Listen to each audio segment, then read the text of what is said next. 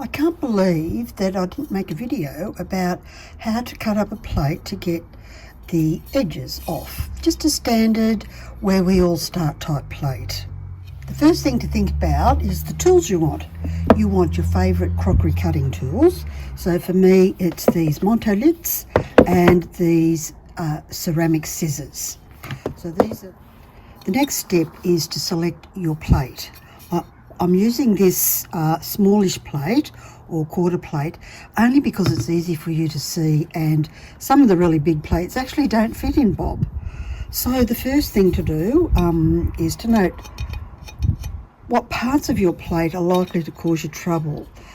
It's always the heel. Some cuts easily and some don't.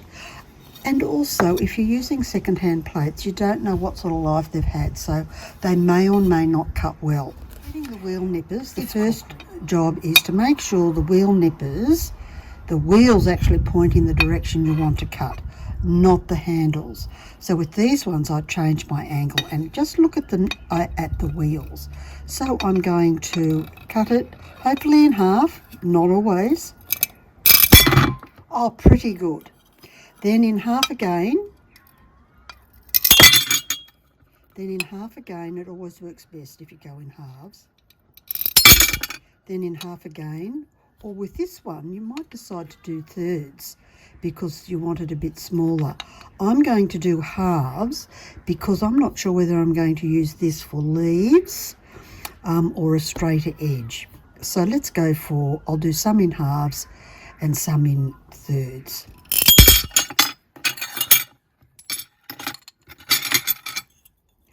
I'll go through and cut the rest of the plate up as I've just shown you, but I won't bore you to watch the whole lot. So the next bit is to cut this off. So for these, I'm going to use the Seabell scissors because these are perfect for this job. They love to do this job. And I line it up where the two blades meet. I've drawn a line so it's easy for me to see. So I can cut right on that line, I hope, pretty close to it. So you put that right on the edge and give it a little squeeze, and it's like so easy. Test box. This tool, we'll do it again on this big piece. So line it up, and hardly any much of a squeeze. Fantastic. So when it comes to treating the rest of the plate, you can cut. So we can just cut that heel off. And of course this is a reasonable size. Your thicker porcelain won't be as easy as this. There'll be some grunting involved. And then you've still got all these pieces you can cut into smaller tests if you want. Or you can leave them as little shapes for background and keep the shapes that you want. But you could do that as a second round of cutting. So now I'm going to go through and just cut all these bits off.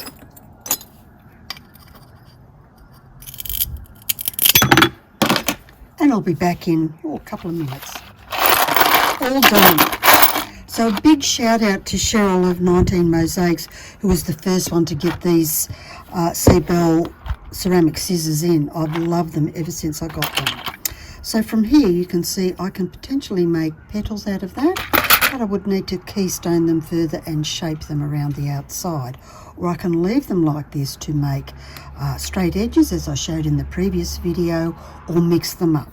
Let me just do a quick example of a straight line using this with a mix of the others so you can really see the shape.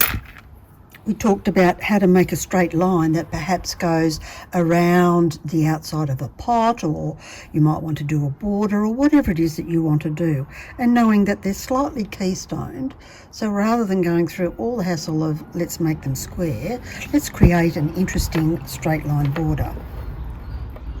So we put one edge that way. We might decide that we want to interchange them with these. So I'm going to put the edge of the plate in the other direction. And you can see I've got a pretty good grout line there. And of course you won't see this bit of white here once it's grouted. So I can then pop another one in this direction. And you can see the grout lines are going to be a little bit slanticular as well. So that's going to make for a very interesting surround for the top of your pot. Then if you've got any of these left over, you could turn them into flowers and pop them on your pot, and everything goes together really well. Oops, picked up the wrong one. And there you have it. How easy is that? So if I was making a flower, of course, I would cut these in and then just shape the edges as I've shown in many videos about Let's How to Make a Flower, which you could make flowers with that and leaves with the green. I think that'd be pretty cool. Actually, I just might do that.